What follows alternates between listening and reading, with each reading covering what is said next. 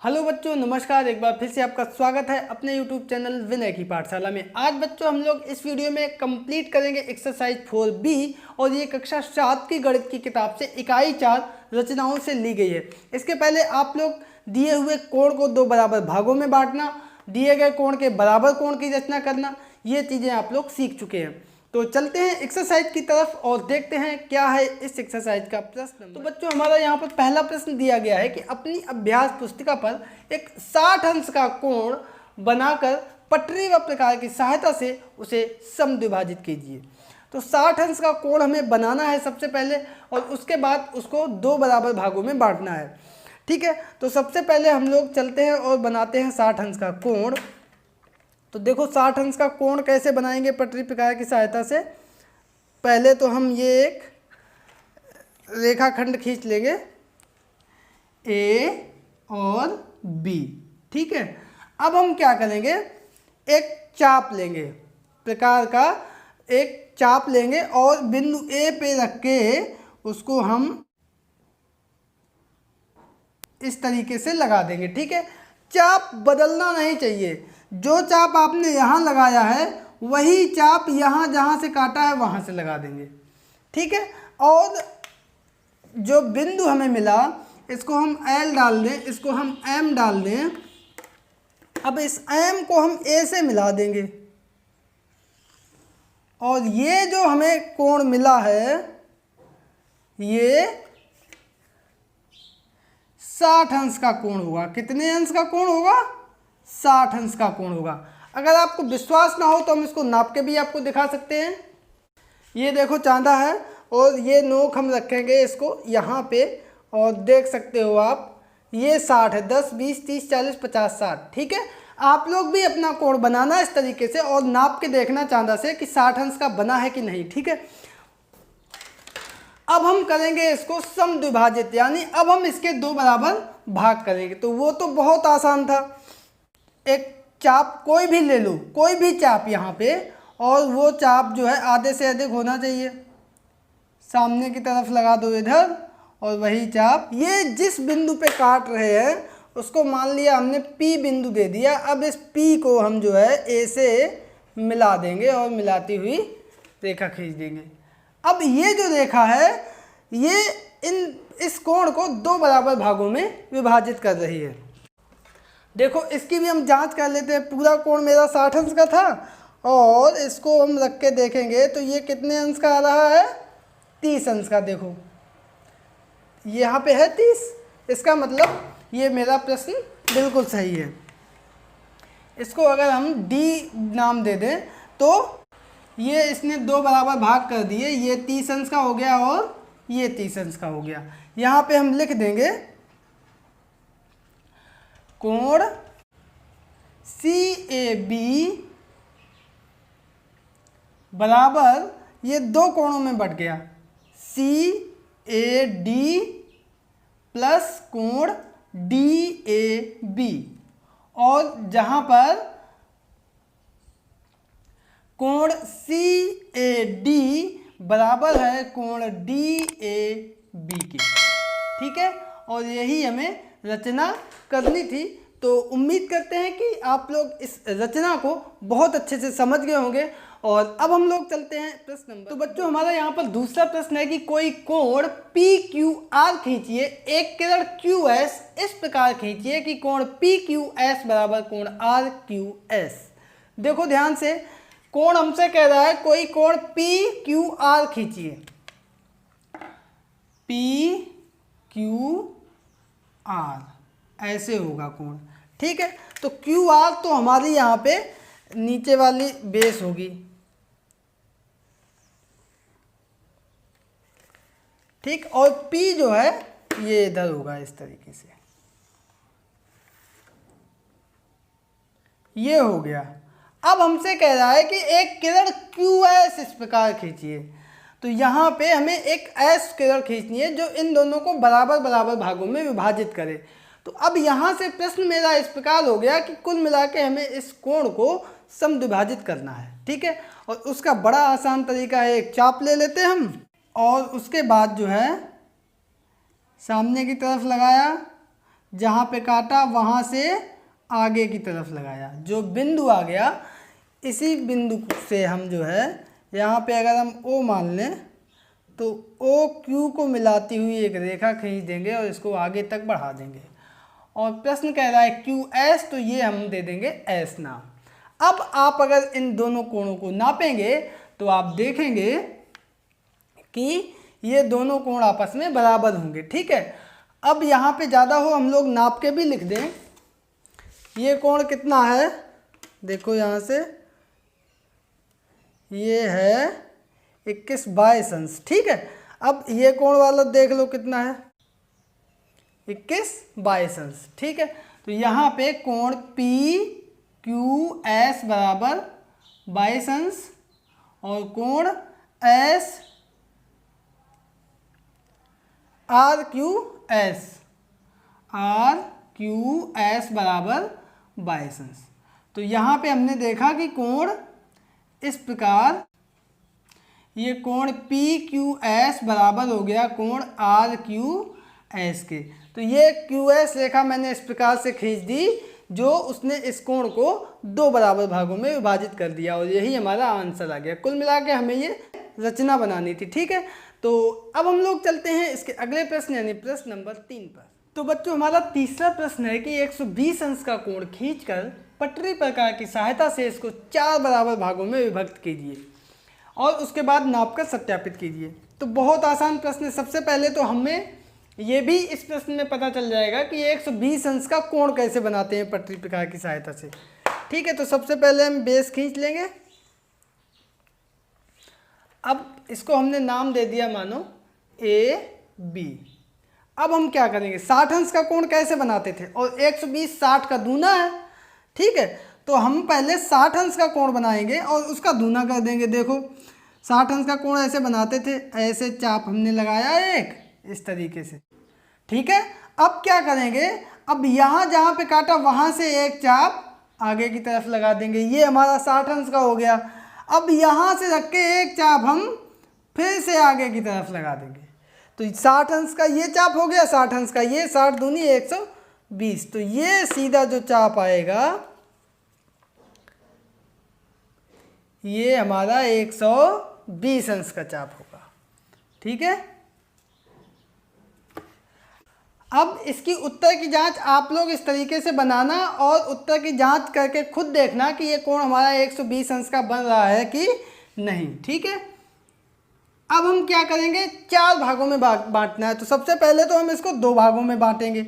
यहाँ और यहाँ पे काट रहा है तो यहाँ से एक आगे की तरफ चाप लगा देंगे, यहाँ से एक चाप आगे की तरफ लगा देंगे। ठीक है, तो ये जो है हमारा 2 भागों में बट गया और ये देखो वहीं से जा रहा है जहाँ 60 अंश का चाप लगा था। ठीक है, तो ये हमारा 60 अंश हो गया और ये 60 अंश हो गया। अब 2 भागों में विभाजित हुआ है, इसको हम सी डाल दें, इसको डी डाल दें। अब हम इसको भी 2 भागों में बांटेंगे और इसको भी 2 भागों में बांट देंगे। तो देखो यहाँ दोनों जगह चाप लगा था, यहाँ से आगे लगा दिया और यहाँ से आगे लगा दिया। वही काम यहाँ पे, यहाँ से इधर लगा दिया और यहाँ से इधर लगा दिया। ठीक है, अब ये जो दोनों बिंदु आ रहे हैं इनको हम लोग बिंदु ए से मिला देंगे। तो एक ये हमारा हो गया और एक हमारा ये हो गया। तो इसको हमने ई नाम दे दिया, इसको हमने एफ दे दिया, एल एम एन। ठीक है, तो इस प्रकार से आपने देखा कि ये हमारे जो है ये 30 अंश का हो गया, 60 के आधे किए ना, ये 30 अंश का हो गया, ये 30 अंश का हो गया, ये 30 अंश का हो गया। एक बार फिर से हम आपसे कह रहे हैं, होमवर्क में आपका ये काम है कि आप इस तरीके से रचना करेंगे, उसके बाद सभी कोणों को अलग अलग नाप के देखेंगे और ये सभी 30-30 अंश के आएंगे और पूरा आप देखेंगे तो 120 अंश का आएगा, ये आधा देखेंगे तो ये 60 अंश का आएगा। तो इसको आप लोगों को नापना है, नाप के बताना है। ठीक है, अपने नाम के साथ कमेंट करके हमें बताना। देखो यहाँ पे कोण सी ए एफ बराबर क्या आएगा, लिखना FAD, कोण FAD बराबर बताना कितना आएगा कोण DAE, कोण DAE बराबर करके आप बताना कितना है, और कोण EAB, कोण EAB इसको भी नाप के आपको बताना है, ठीक है। और ये सभी बराबर आएंगे, अगर नहीं आते हैं इसका मतलब आपसे कहीं पे गलती हुई है, ठीक है। तो ये था हमारा प्रश्न नंबर 3, आई होप आप लोग समझ गए होंगे। अब हम लोग चलते हैं अगले प्रश्न यानी प्रश्न नंबर 4 पर। बच्चों ये बहुत इंपॉर्टेंट एक्सरसाइज हो रही है। अब देखो चौथा प्रश्न कितना इंपॉर्टेंट दिया गया है, एक समकोण बनाइए। कई लोगों को आता भी होगा समकोण बनाना, कई लोगों को नहीं भी आता है, तो जिनको नहीं आता है वो और ध्यान से देखें। समकोण का मतलब 90 अंश का कोण, तो हमें 90 अंश का कोण बनाना है पहले पटरी व प्रकार की सहायता से, और उसके बाद उसको समद्विभाजित करना है, ठीक है। तो देखो 90 अंश का कोण कैसे बनाएंगे। तो सबसे पहले तो हम जो है वही काम बेस खींच लेंगे, नाम हमने दे दिया AB। अब देखो 90 अंश का कोण कैसे बनाते हैं। तो पहले 60 अंश का कोण हमें पता है, एक चाप लगा दिया, 120 का पता है, दूसरा चाप लगा दिया, ठीक है। इधर देखो ध्यान से, तो वही काम यहाँ पे हमने नोक रखे और ये हमने एक चाप लगाया। तो अब चाप नहीं बदलना चाहिए प्रकार का, यहाँ पे नोक रख के ये 60 अंश का हो गया, ठीक है। अब यहाँ से आगे लगाया तो ये जो है हमारा 120 का हो गया। इतना आपने पढ़ा है। अब देखो 60 और 120 के बीच में 60 का अंतर है, और 60 में 30 जोड़ने तो 90 आ जाएगा। मतलब कि इस हिस्से को हम 2 बराबर भागों में बांट दें। तो ये 60 ये है, 60 ये है, तो इसको 2 भागों में बांट देंगे तो 30-30 हो जाएगा।